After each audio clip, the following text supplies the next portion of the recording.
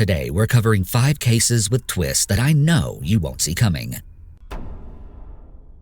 In May 1994, a house was being renovated in San Marino, California. The project was going to plan, except that when the backyard was dug up for a pool to be installed, human remains were found buried there. The discovery was shocking for the area known to be a rather sleepy suburb. The remains had been buried about 4 feet underground and wrapped up in 3 plastic bags tied together with twine. The bones were believed to belong to an adult white male who had been bludgeoned on the head by a blunt object and stabbed 6 times, including slashes in the flannel shirt the deceased was wearing. Before the house's most recent owners, the house had belonged to Dee Soas.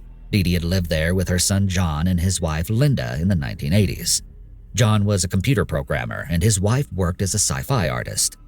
Also on the property was a British baronet named Christopher Chichester, who Dee let live rent-free in the guest house. John and Linda didn't stay with Dee for long. On February 8, 1985, the couple decided to move from California to New York to find jobs. Or at least, that was one story. Linda had also told her mother, Susan Mayfield, that she was headed to Connecticut for a couple weeks with John, but then no one heard from either of them. 2 months after they left, they were reported missing. For a long time, there was no sign of either John or Linda, but then Linda's mother received a mysterious postcard from Paris, France.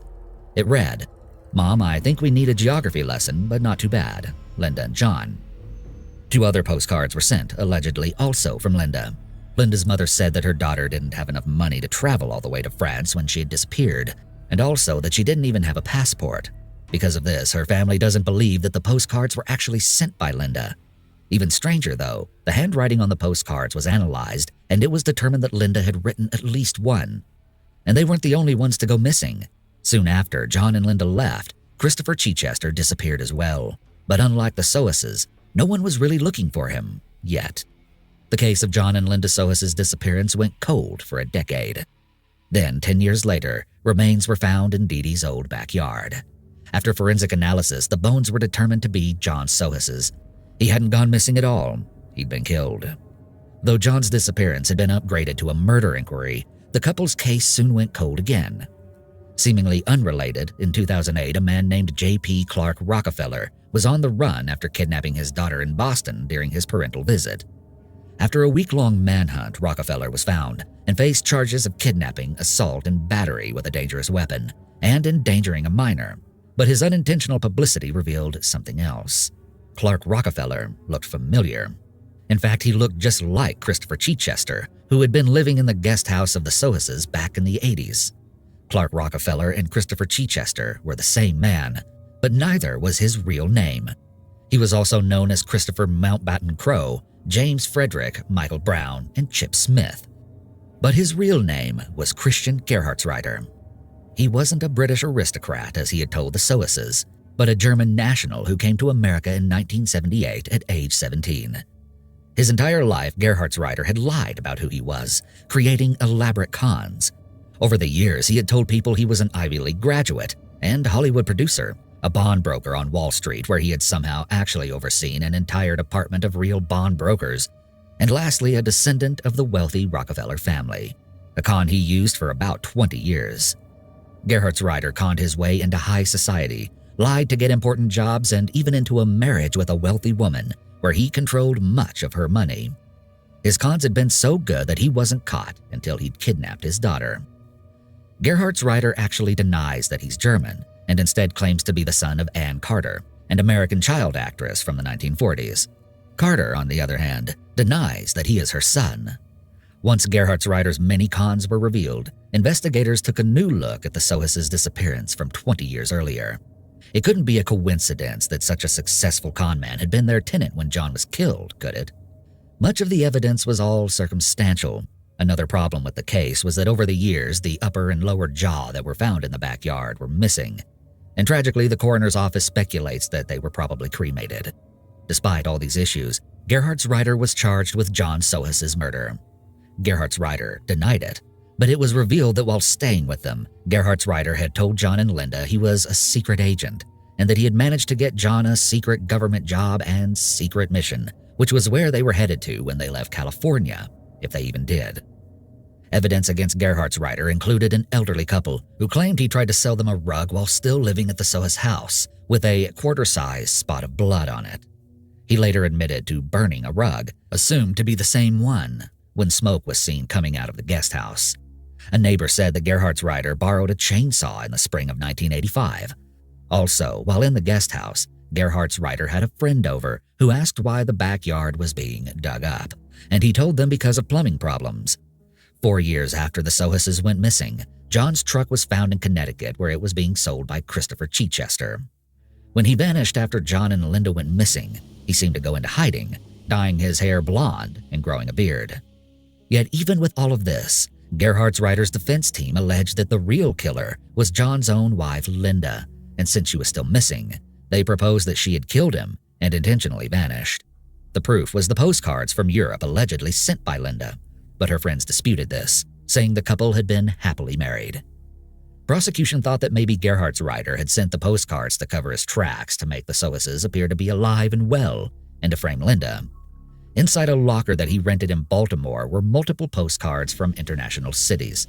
It was theorized that Gerhardt's rider could have had someone living in Europe who sent the postcards for him. Another theory was that Linda and Gerhardt's rider could have been having an affair, and perhaps together they killed John. Or that Gerhardt's rider had killed John out of jealousy over Linda. More likely, though, the lead investigator suggested that Gerhardt's rider had been trying to con Dee Dee out of her house, which was quite valuable, hoping she would leave the place to him. His only real obstacle in this plot was John.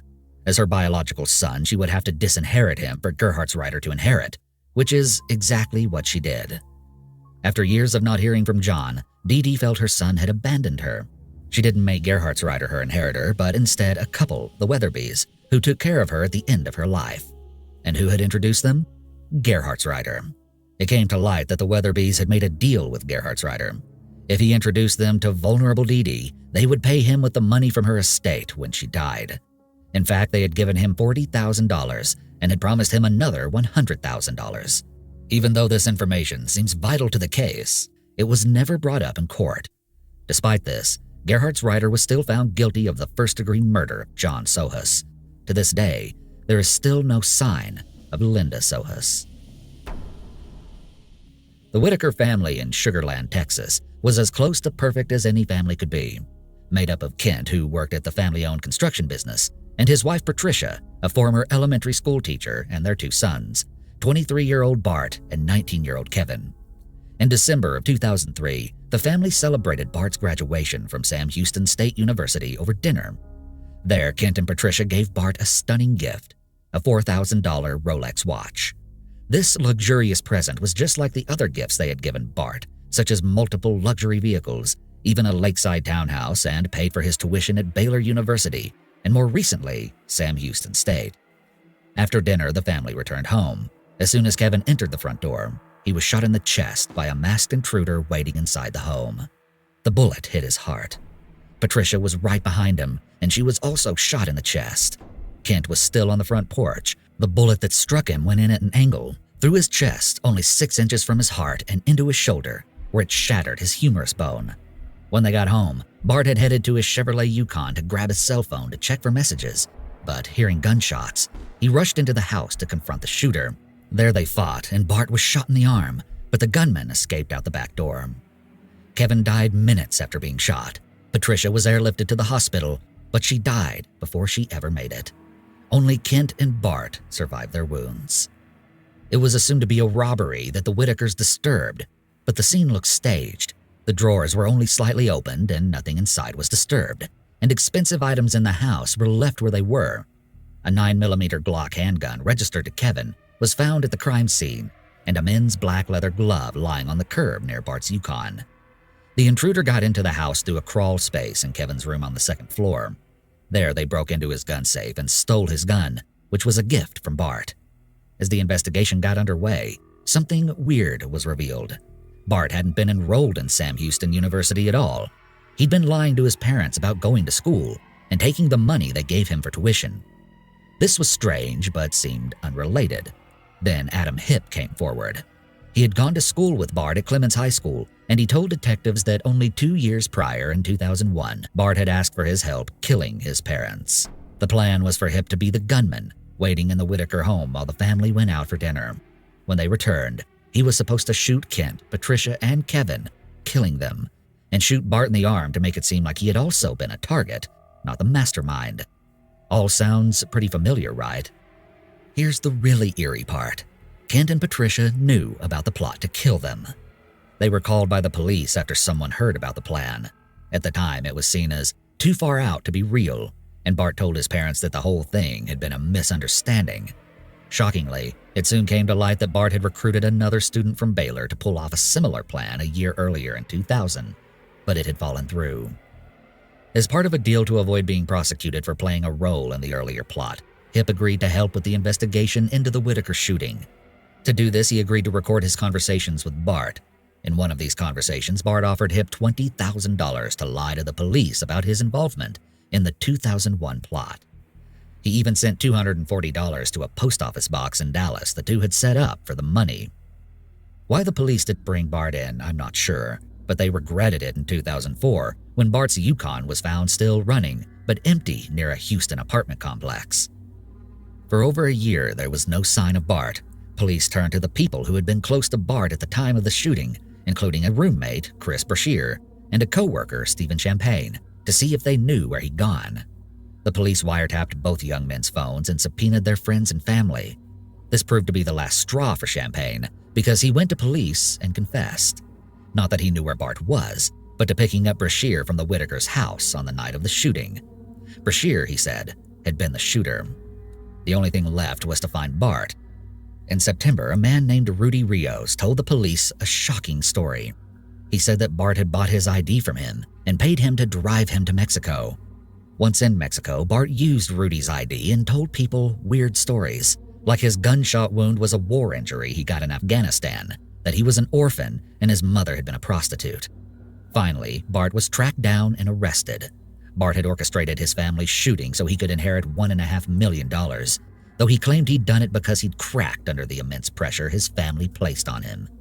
He told Champagne and Brashear he would pay them millions from his inheritance if they went along with his plan. Brashear made a plea bargain for life in prison with the possibility of parole after 30 years, while Champagne was given 15 years in exchange for testifying and is no longer in prison. A jury only needed a half hour to find Bart guilty of capital murder and sentence him to death. Surprisingly, and to many people's disbelief, the person campaigning for Bart's life to be spared was his father, who he'd tried to kill not once, but 3 times. On February 22, 2018, at exactly 6 p.m., Bart was to be executed. He ate his final meal, and at 5:15, just as Bart was about to be strapped to the gurney, his sentence was commuted to life imprisonment after his father's campaigning saved his life. Today, Bart's father visits him in prison, where he will be for the rest of his life. In November 2010, 13-year-old Yara Gambarasio headed out just after 5 p.m. to practice gymnastics. The gym was only just a few hundred meters from her house in Brambate di Sopra, Italy. By 7 p.m., she still wasn't home. When her parents couldn't get a hold of her, they called the police.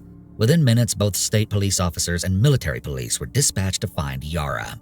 The young girl was seen leaving the gym by her instructor, and she had sent a text message to a friend at 6:44, but that was the last time anyone saw or heard from her. Bloodhounds followed Yara's scent away from her home and towards a small hamlet called Mapello, where her phone also pinged last. The in-depth investigation to find Yara began with the wiretapping of hundreds of phones, attempting to trace who had been in Mapello and near Yara's home. The wiretaps revealed a strange comment made by a Moroccan man named Mohammed Fikri. He was overheard saying, "Forgive me, God, I didn't kill her," by interpreters. Investigators looked into Fikri only to discover that he had boarded a boat to Tangier. Finding the whole thing suspicious, Fikri was arrested. A blood-stained mattress was found in his possession, and it was assumed something horrible had happened to Yara. But once in custody, it was revealed that Fikri had been mistranslated, and the blood wasn't Yara's. With Fikri's release, Italy's attention fell on the investigation of the missing young girl. The country was horrified when 3 months later a man flying a radio-controlled airplane saw something strange among the weeds in a field, a small pair of shoes. It was Yara's decomposed and frozen body. Because of the media attention surrounding the case, the autopsy was conducted by Italy's most famous forensic pathologist. Yara had died from exposure after she was attacked and left in the field. She hadn't been assaulted, but she had a dozen lacerations from a sharp object. There were traces of lime in Yara's respiratory passages and traces of a vegetable fiber used to make rope on her clothing, which suggested that whoever attacked her worked in construction. A male's DNA sample was recovered from Yara's underwear, which implied the attacker had been hurt in a struggle with her. Because the evidence was so slim, the case focused on the DNA sample. The investigation was huge. In fact, it was the most expensive manhunt in Italian history. 18,000 DNA samples would be taken over the course of the investigation. After thousands of tests, investigators found something. The sample found on Yara closely matched a man named Damiano Garanoni, but Garanoni had been in South America when Yara disappeared, and his DNA didn't match exactly. Instead, Garanoni was related to Yara's killer. The problem was Garanoni's father had 11 brothers and sisters, which expanded the search enormously. Desperately looking for a match, Garanoni's uncle Giuseppe was sought for a DNA sample, but he had died back in 1999, 11 years before Yara was killed. Still, Giuseppe's widow showed investigators a box with some of his old documents. Inside was a paper copy of his driving license and a postcard he sent to his family. Both had stamps that Giuseppe had licked before he died, and police realized that they could get a DNA sample from them. The DNA confirmed that Giuseppe Garanoni was the father of Yara's suspected murderer.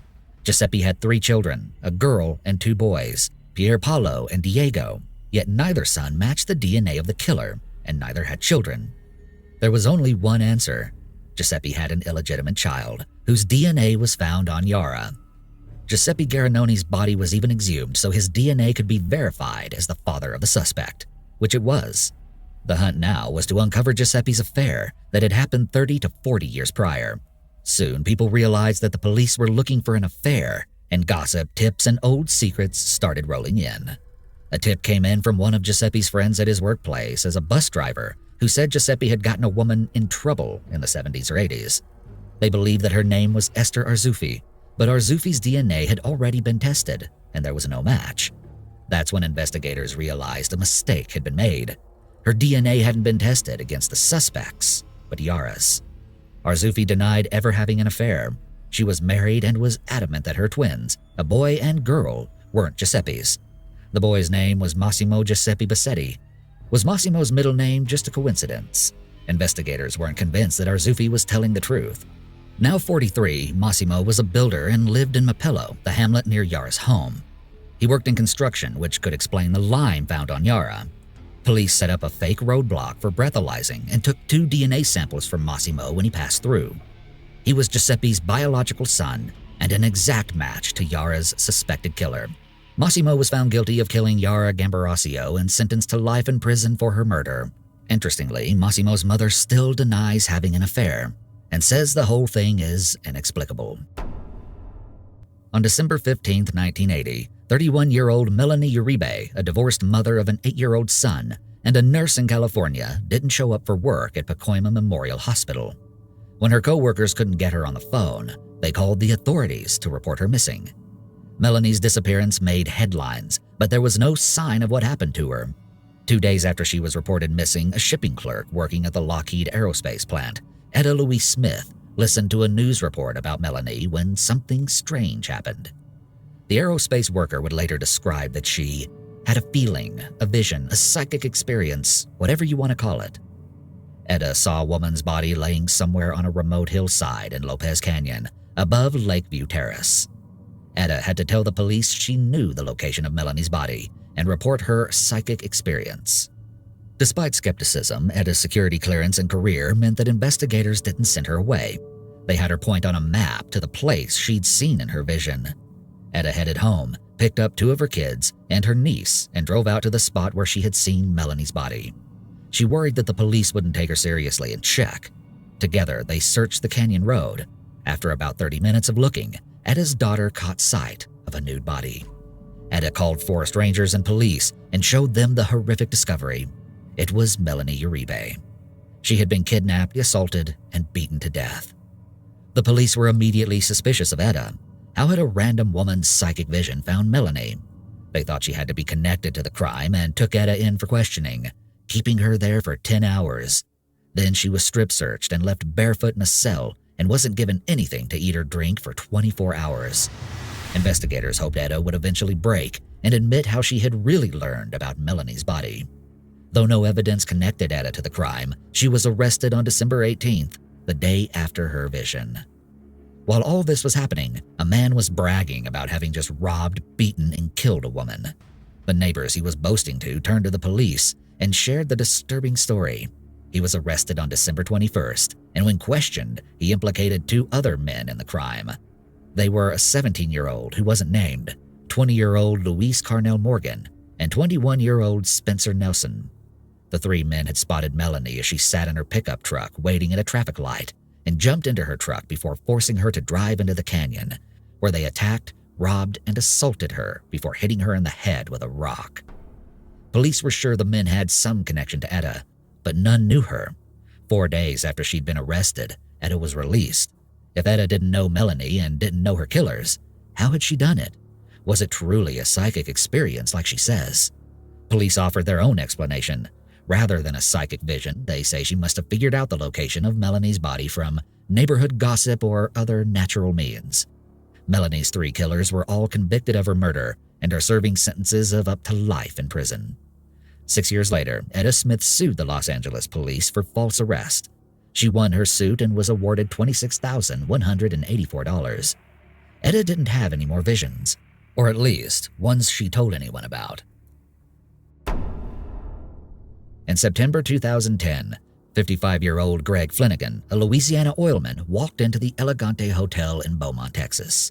He went into his room, number 348, but he never came out again. Greg and his wife Susie usually talked on the phone every morning, but the next day he hadn't called her, and he didn't show up at his office. Greg was found by 2 of his co-workers who went to the hotel to find him. They had the hotel manager open his room. His body was on the floor, the television still on, candy bars and cigarettes scattered near the bed, and the $1,000 he had in cash was still in his room. There was no sign of a break-in, no sign of a struggle, no sign that anyone but Greg had been in the room. There wasn't any blood or wounds on his body.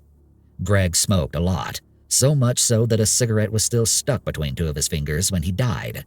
It was assumed that Greg's death was from natural causes, something like a heart attack. Still, his body was sent to the medical examiner to confirm the cause of death. Everything about his death seemed to be unremarkable. But the examination revealed something unexpected. His ribs were broken. There were lacerations to his liver, stomach, and scrotum, and a hole in his heart. There was bruising around his groin and right hip. Some of his partially digested food had been torn from his intestines. His chest had taken a blow that was so severe it would have been lethal. His death was ruled a homicide. Greg Flanagan had been beaten or crushed to death. Investigators didn't believe the autopsy. It didn't fit with the crime scene.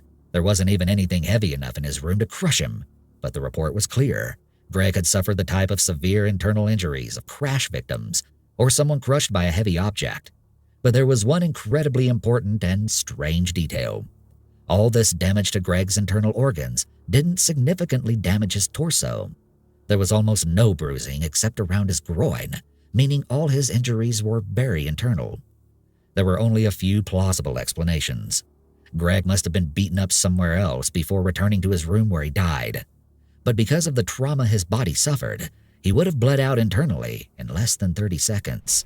So there was just no way Greg would have made it back to his room. He had to have been beaten in his room, but there wasn't any piece of evidence. Nothing disturbed, and the people in the room next door reported that they hadn't heard anything. Doesn't make any sense, does it? The only unusual thing investigators could find was that early in the evening, Greg had made microwave popcorn and blown an electrical circuit. The circuit breaker in his room had to be fixed that night, and the maintenance man was sent up. This led to a theory. The maintenance man was a known sex offender. Perhaps the damage to Greg's scrotum and internal injuries had been caused by a bizarre and horrific assault. This theory was thrown out as the maintenance worker had an alibi. The next theory involved the men staying in the room next door to Greg. It was a group of electricians who often met in one room at night to drink. Perhaps when Greg knocked out the power, they became angry and had a fight with him, beating him in the hallway before he crawled back into his room where he died. This didn't seem plausible as the men said they didn't see Greg, and his injuries still didn't quite fit a beating.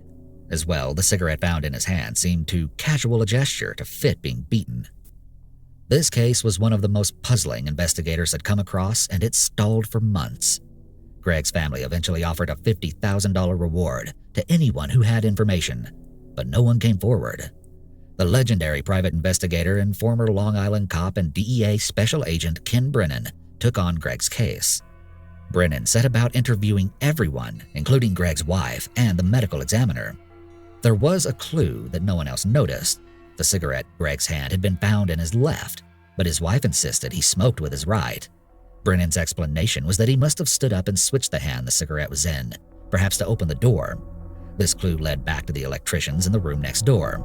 Perhaps Greg had stood up to answer the door when they knocked after he had blown the power. Some of his injuries, such as the laceration to his scrotum, could have been caused by a kick from steel-toed boots like electricians might wear. As Brennan interviewed the electricians, he realized the theory had been dismissed for a reason. But something else was revealed during these interviews. One of the men commented about a gun going off in a hotel. Brennan suddenly had a theory. The hotel room was inspected again, this time looking for a bullet. After hours of searching, nothing was found. That is, until Brennan noticed a small repaired indentation in the wall. Checking the room next door, he found the small mark of a bullet entering the wall. The exit had to be that indentation in Greg's room. Greg had been shot. The medical examiner didn't buy Brennan's theory. There wasn't a bullet wound on Greg's body, and they wouldn't have missed something like a bullet wound. But together they re-examined the autopsy photos. Brennan asked if a bullet could have entered Greg's body through his scrotum, as there were lacerations there and bruising. The examiner agreed it was possible if it entered at just the right angle, and it would have disguised a bullet entry because of the folds of flesh. A bullet would have torn up through his body, explaining the blunt force trauma to his organs that looked like a severe beating. It was the hole in Greg's heart that convinced the examiner. Previously thought to be a burst right atrium from blunt force trauma, the doctor realized it was actually a bullet hole. Greg had been shot after all. The night Greg died, a few of the electricians were drinking in the room next door. One of them, Lance Mueller, was playing around with a 9mm Ruger pistol. It accidentally went off, the bullet going through the wall and into Greg's room where it struck him as he held his cigarette. He collapsed right there, leaving almost no evidence of what had happened. At the time, the electricians weren't sure someone was staying next door to them, as they weren't lying when they said they hadn't seen Greg. Mueller used toothpaste to try to hide the evidence of a bullet hole in his room. And when Greg's death was ruled natural causes, Mueller thought it was all a horrible coincidence. He was arrested and charged with the manslaughter of Greg Flanagan. In court, he pleaded no contest to reckless manslaughter and criminally negligent manslaughter charges. He was convicted and sentenced to 10 years. The circumstances of Greg's twist-filled case might be one of the strangest